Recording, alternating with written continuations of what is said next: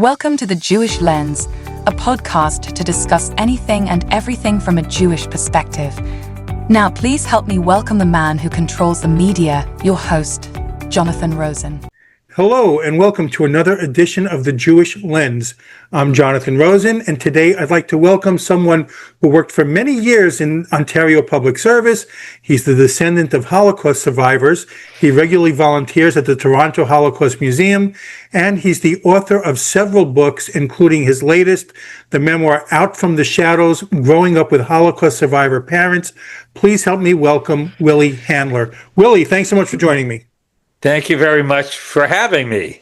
Well, we have a lot to cover. I know you for a little while now, but I want to start by going back with you because I don't know too much about all your background, so I want to find out about it. So you grew up in Canada, right? Which part?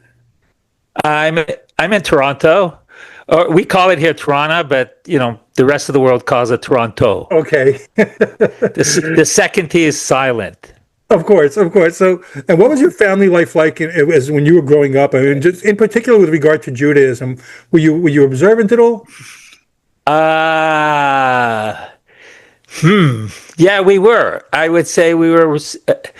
We were observant, except when it interfered with my dad making money. And so, in other words, when he. At some point, when he was working on Saturdays, right. So be it. But yeah, it was a kosher household, and we followed all the holidays. So yeah, but again, it was kind of it eroded over time. What did your parents do? My father, when he first immigrated to Toronto, he worked in the Jewish market that was here, is no longer a Jewish market. And then he opened up his own businesses. So they were like 6 or 7 days a week. Well, doing what? What did he do in particular? Well, first he was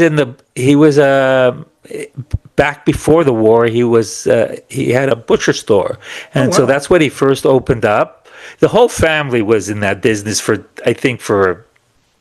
probably several hundred years, and and then he owned different types. He owned a bakery, a variety store. He kind of bounced around from one business to another.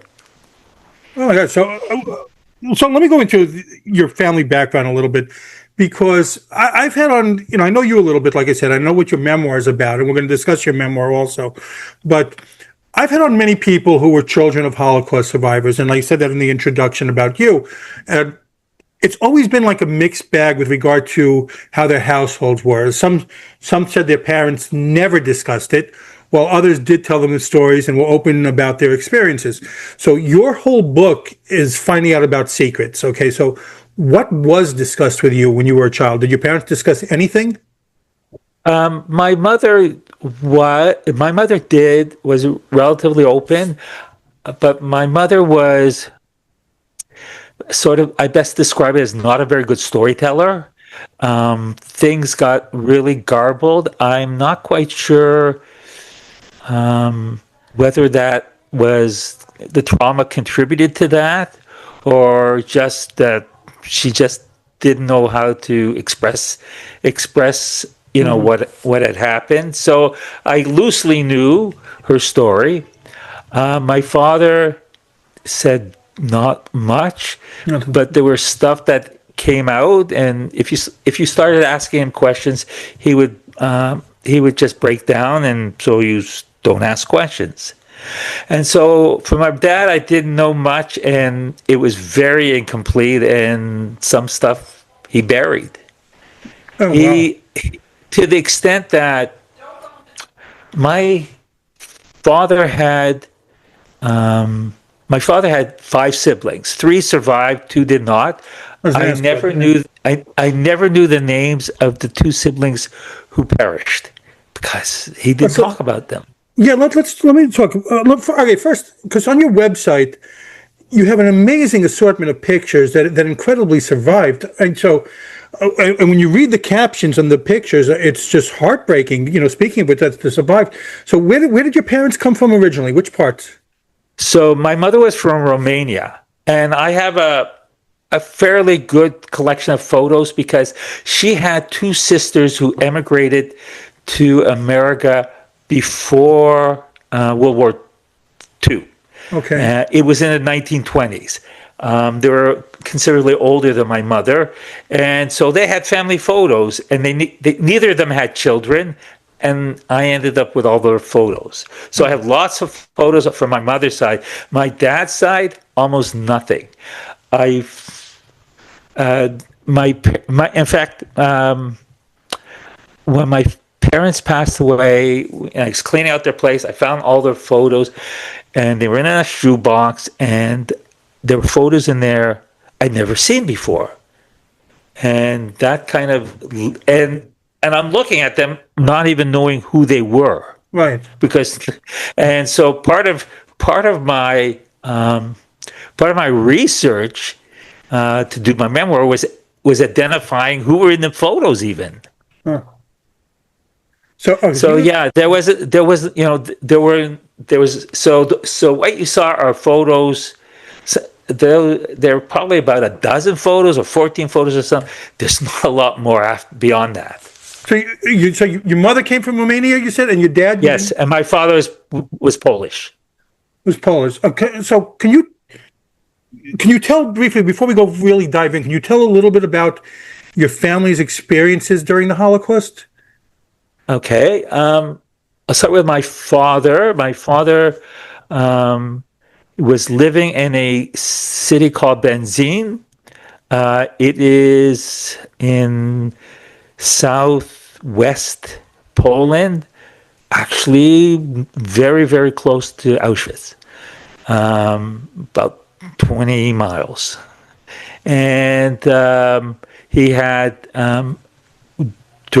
he was born in 1912, so he was, at the outbreak of the war, he was in his late 20s.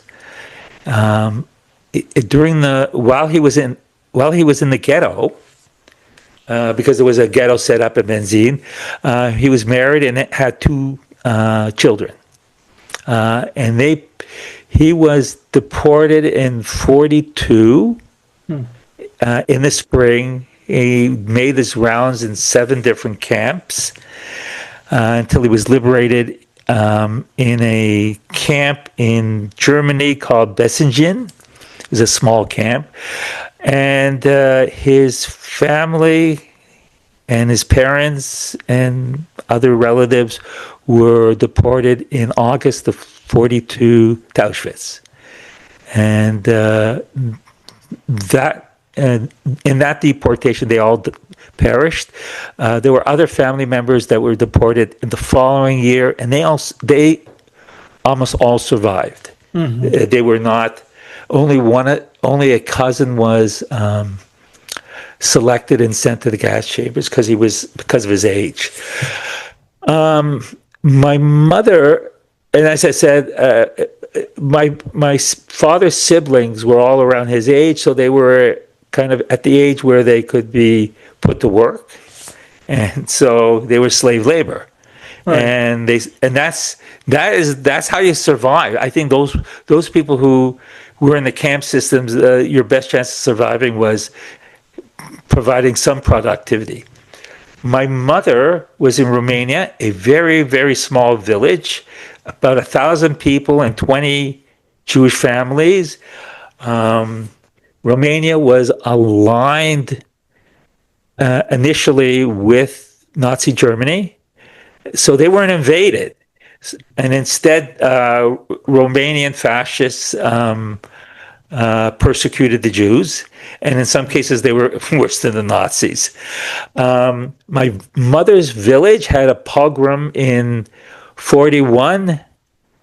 All the Jewish homes were burnt down. The rabbi was murdered and his family, and they were deported to a larger town called Suceava, where they had to be lodged by the Jewish community, and they were there for about a year, and then the Romanian government were they were given a piece of when the after Germany turned on the USSR. They were given a strip of land in the Ukraine called Transnistria, and all the Jews in South Bukovina, this province that my mother lived in, several 100,000 were deported to Transnistria in ghettos there, which was, the conditions were no better than a concentration camp, but there were no gas chambers. And most of the, first winter from dysentery and typhus, and she was liberated in 1944 by the Russian army. So, and they both separately eventually made it down to Israel. My mother in 1946 illegally, my father in 1948 after. So they didn't know each other before Israel. They just met there. They met in Israel and got married. And my sister was born in Israel, my older sister, and I was born in Toronto. They immigrated to Toronto in 1953. My father did not like pioneer lifestyle in Israel. People were living in tents. Right, yes. So he wasn't even living in tents. He didn't even go to a displaced persons camp.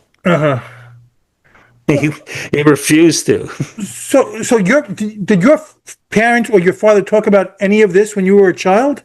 Like, that you had like a half brother before?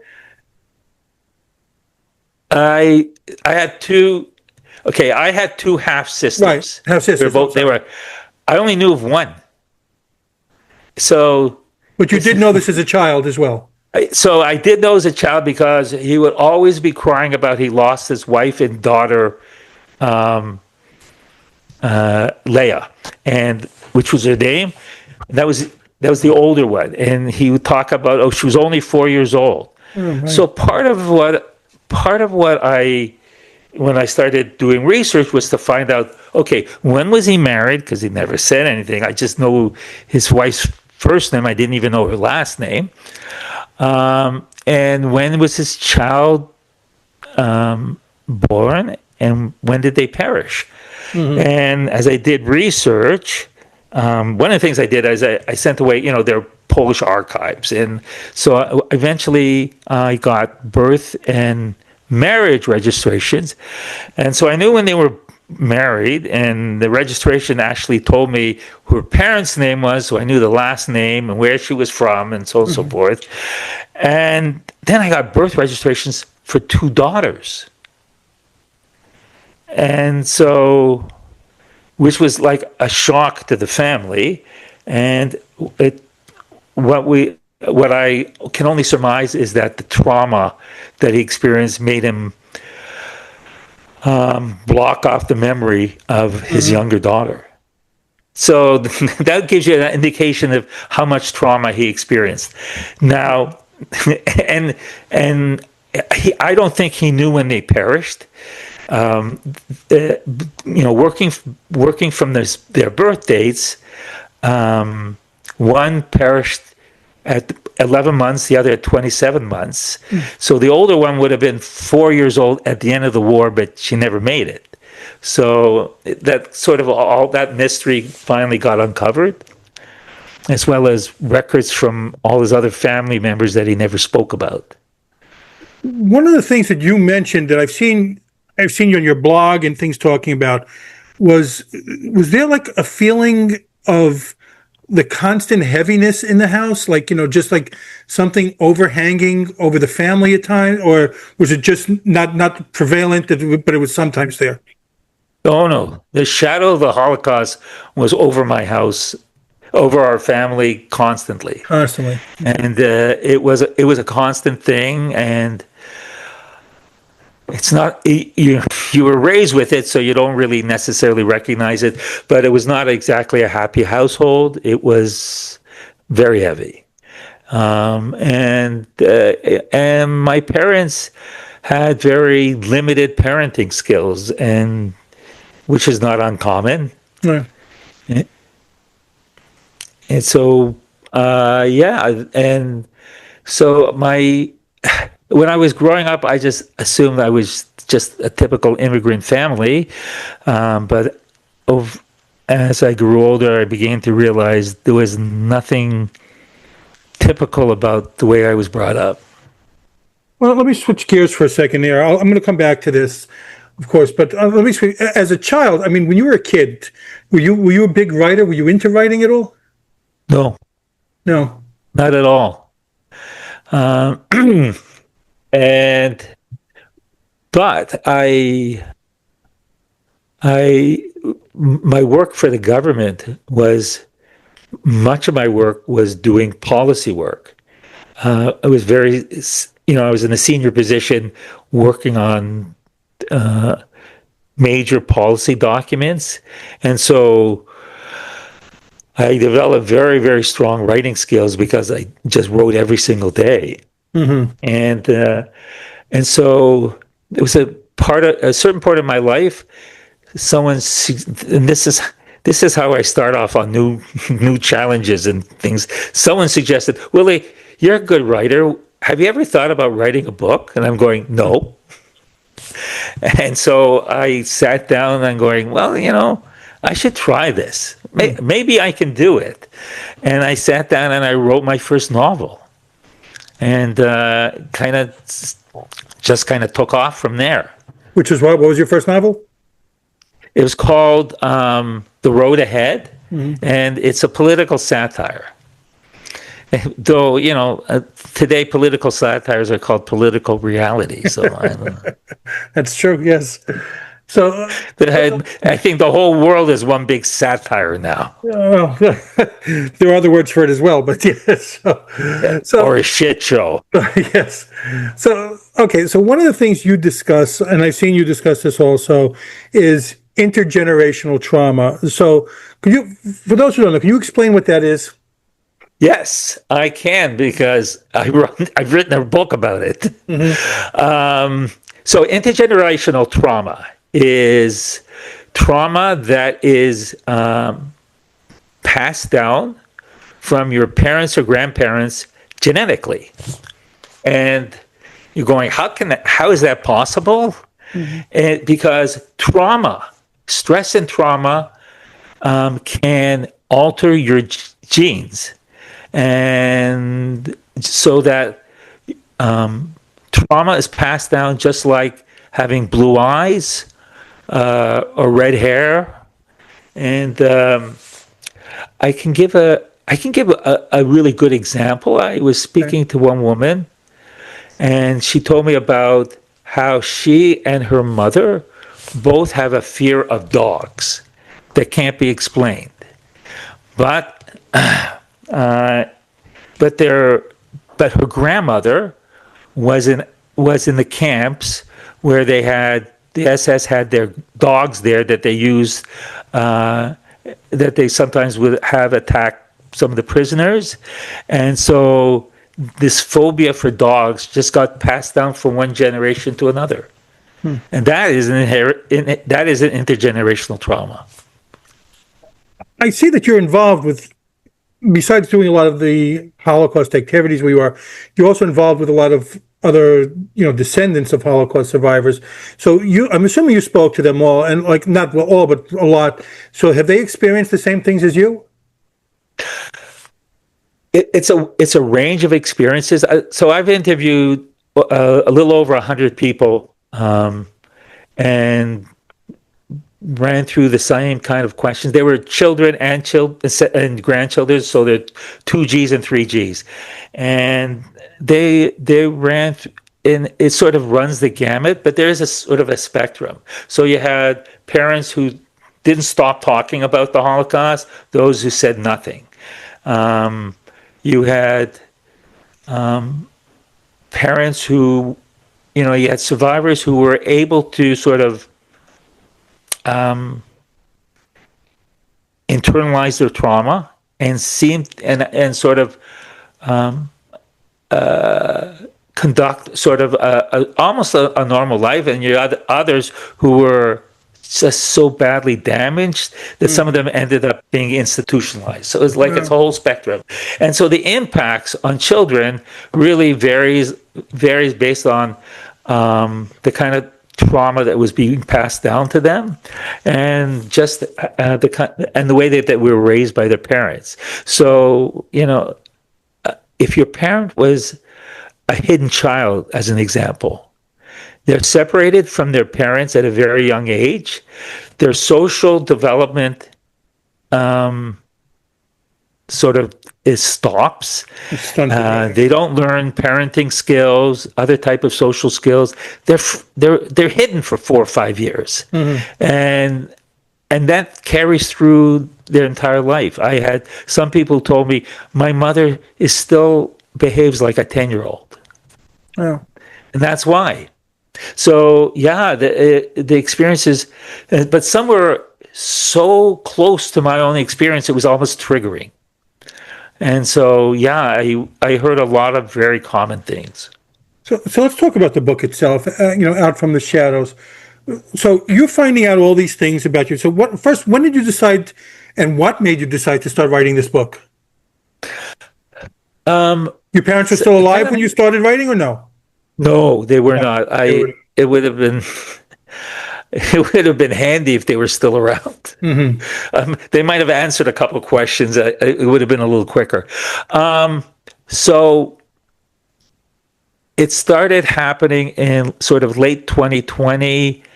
It was two things occurred. One was we were in a lockdown from the pandemic, right? And I was thinking about my next writing project. I had just recently. I was still. I think I was still querying my latest book, and thinking about my next writing project. And my wife was urging me, "Why don't you write your family story?" And so I was thinking about it, and then I came down with a bit of a cancer scare. Had some surgery in the middle of the pandemic. Had some surgery and some radiation treatment. It was skin cancer. Fine now, and it kind of it's one of those things that you sort of re-examine your life. And I thought that now that it was, now was a good time to maybe write something like that. You start thinking about your legacy and how much longer you're going to be around, and it would be a good thing for the family to do. Excuse me. And so that's when it started, and I was early 2021. I sort of dove right in. Started doing all the research. I have to tell you, when I first sat down to write down my parents' story, it was like an 1,800-word blog post. That's all I knew. So it took a lot of work to sort of evolve into an entire book.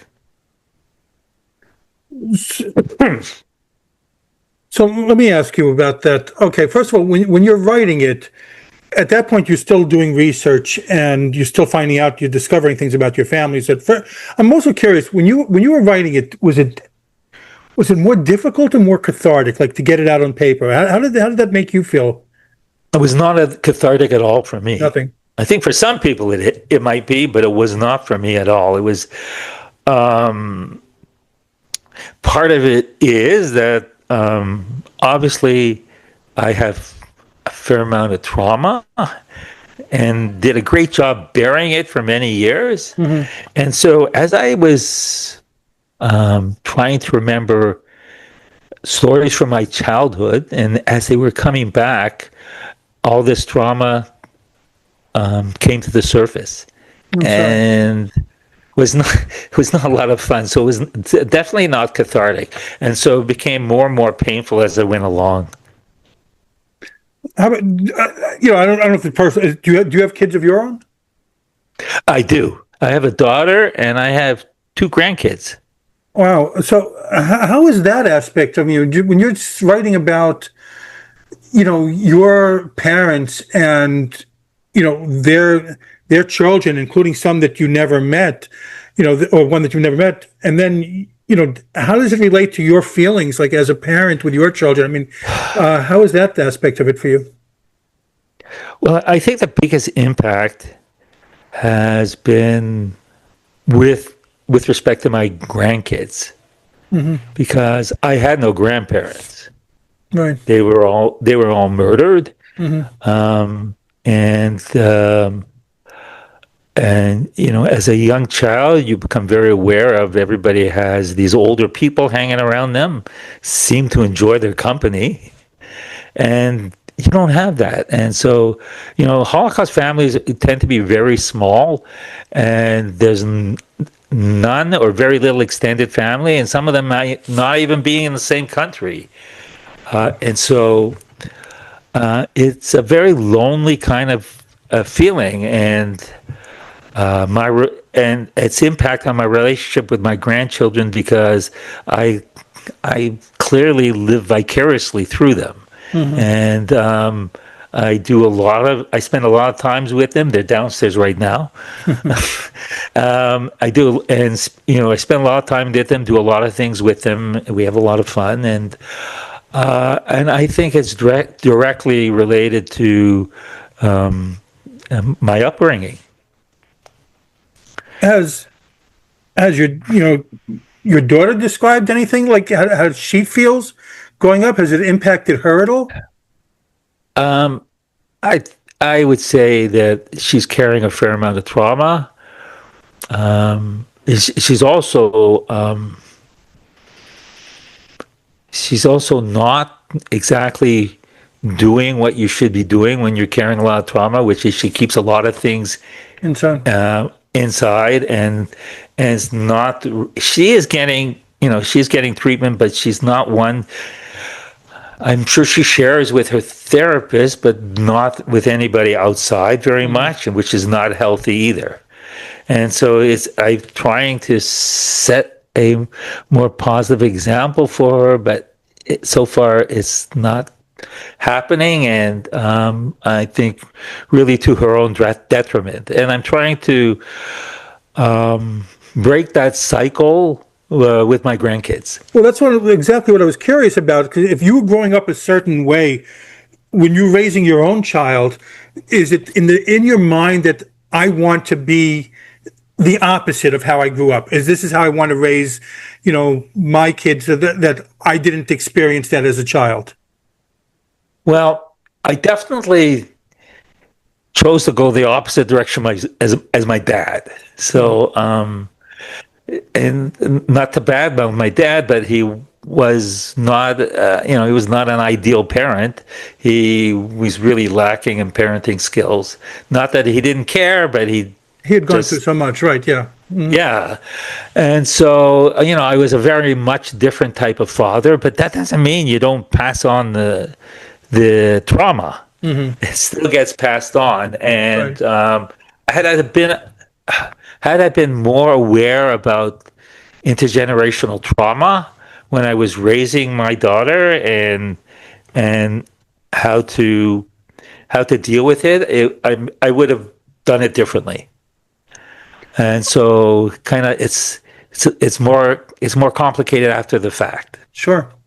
Now, let me ask you about where you live, because I see things from the outside looking in. I see, and I've had on other people from Canada who have kind of said the same things that I see, but I know it's all subjective, but I see Toronto as like right now a cesspool of Jew hate.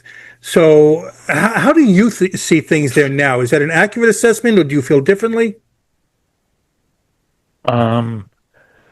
It's not good.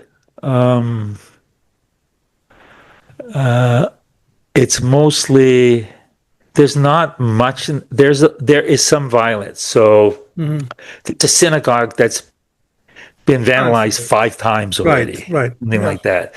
And so schools and synagogues are getting vandalized, and some Jewish businesses. There's lots of pro-Palestinian rallies, which tend to turn into hate fests. And but there have been more arrests lately. So I think maybe the government is starting to finally act. There's a lot of face saving. So governments say the right kind of things Sure. about anti-Semitism, but talk and action are two different things. So things are not good. And we have a mayor who is not very sympathetic to the Jewish community, but at the opposite, very sympathetic towards the Palestinian She's community. Right. And sympathetic to so, terrorists. Yes, I know your mayor. right. So Yes. this is what New York City will be facing for the next few years. Yeah, I agree with you. Unfortunately, I think that's exactly what it's going to be. But at least we can get rid of her next fall. God willing, yes. Yes. So you volunteer, like we said at the beginning. You volunteer at the Toronto Holocaust Museum. So can you tell me a little about the museum itself, what exhibits it has, and just how So have the things museum. been? So the museum is not like the U.S. Holocaust Museum in Washington, which is a large facility, several floors, lots of artifacts, and quite graphic in some places. Very tough to go through. Ours is small. It's like a very typical Holocaust museum where it features local survivors, Okay. and all the artifacts in the museum are from local survivors. So right off the bat, you've got artifacts from survivors as opposed to victims, and it is designed as more as an educational facility than a museum. So they have thousands of school children who come through from grade 6 on through the museum, and that's part of my role is participating in those tours and To talk to the and students. so there's no graphic material, and so they learn about the Holocaust without being terribly shocked and shaken. And so the museum is quite different, and there's other ones like that. It's quite different, and it talks about the tragedy of the Holocaust and what brought it about, but is a little bit more upbeat because it talks about these people who survived and what they went through, but how they rebuilt their lives. So you speak to the students. Has there been an increased effort by the museum now during these times, I guess, to try to educate more schools and things like this? Well, the museum is actually it's a new museum, so it's actually just opened up 2.5 years ago. Okay. And so right off the bat, they had to do a lot of outreach. And they brought in a lot of teacher groups to show them around, things like that. Also, the Holocaust 2 years ago became mandatory in Ontario, Holocaust education. And so, they're pitching it to school boards and teachers and schools as a tool to help teach the Holocaust. And so I would say that's the majority of the visitors. And when there's no school trips, it's quite quiet. There are not a lot of adults going through. There were, I say, in the first 6 months, lots of adults going through, but most of them were 2Gs looking around. But certainly there are a lot of adults who maybe should go through the museum once. I agree with you. Yes. So you mentioned that for your next book, what are you working on next? So my next book is called The Hidden Victims, and it is a study of intergenerational trauma and descendants of Holocaust survivors. And I kind of broke it up between 2Gs, 3Gs. I have a whole chapter on Christians whose parents or grandparent was a Holocaust survivor that they weren't even aware of until they were adults. That's an interesting subgroup. I did a separate chapter on Israelis because being raised as a descendant of a Holocaust survivor is different in Israel than in diaspora, because Holocaust is ingrained in Israeli society and it's commemorated nationally, as opposed to here in America, North America, where it's a family or a community event, but there the country shuts down. So it's very, very different environment, and also because they're all constantly under attack, so that has an impact as well. And so what I've found is a lot of common threads, but part of it is part of why I